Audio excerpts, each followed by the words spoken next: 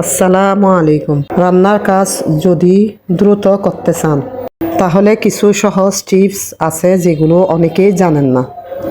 আজকে সেগুলোই শেয়ার করব। তো শুরু করা যাক। রান্না শুরু করার আগে সব উপকরণ একসাথে কেটে ধুয়ে রেডি করে রাখুন। এতে মাঝখানে খোঁজাখুঁজি করতে হবে না, কাজ অনেক দ্রুত হবে। 2. পেঁয়াজ, রসুন, আদা একসাথে বেটে বা কেটে ফ্রিজে রেখে দিলে প্রতিদিন নতুন করে কাটার সময় বাঁচে। 3. প্রেসার কুকার ব্যবহার করলে ডাল, মাংস খুব দ্রুত সিদ্ধ হয়ে যায়। 4. গরম পানি ব্যবহার করে রান্না করলে অনেক কিছু দ্রুত সেদ্ধ হয়। 5. ছোট ছোট টুকরো করে কাটলে সবজি বা মাংস দ্রুত রান্না হয়। 6. একই সময়ে 2টা চুলা ব্যবহার করতে পারলে কাজ অর্ধেক সময়ে শেষ হয়। 7. ভাত বসানোর আগে পানি গরম করে নিলে ভাত তাড়াতাড়ি হয়। 8.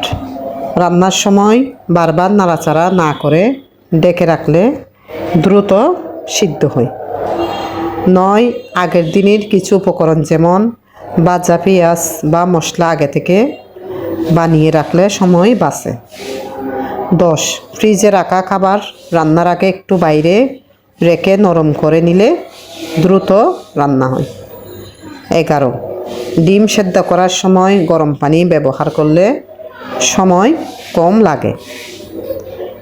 12. মশলা আগে থেকে মেপে রাখলে রান্নার সময় ভাবতে হয় না। 13. পাতিল বা প্যান আগে থেকে গরম করে নিলে রান্না দ্রুত শুরু হয়।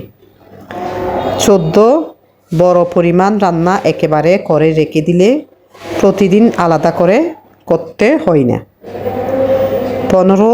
রান্নার সময় অপ্রয়োজনীয় জিনিস সরিয়ে রাখলে কাজ দ্রুত গুছিয়ে করা যায়।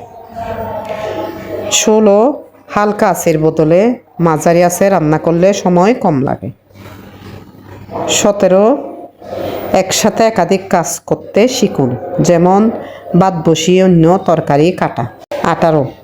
ঢাকনা ব্যবহার করলে তাপ ভেতরে থাকে, ফলে দ্রুত রান্না হয়। 19. আগে থেকে প্ল্যান করে নিলে কোনটা আগে কোনটা পরে করবেন, এতে সময় নষ্ট হয় না। 20. রান্না শেষে সাথে সাথে পরিষ্কার করলে পরে আর সময় দিতে হয় না। আমরা অনেকেই কোনো রান্নায় কতটুকু মশলা ব্যবহার করতে হয় তা জানি না, তাই একটা সহজ নিয়ম মনে রাখতে পারি। যদি 1 কাপ তরকারি হয় তাহলে আধা চামচ লবণ, আধা চা চামচ হলুদ আর 1 চা চামচ মরিচ দিয়ে শুরু করবে, পরে স্বাদ অনুযায়ী বাড়িয়ে নিতে পারো।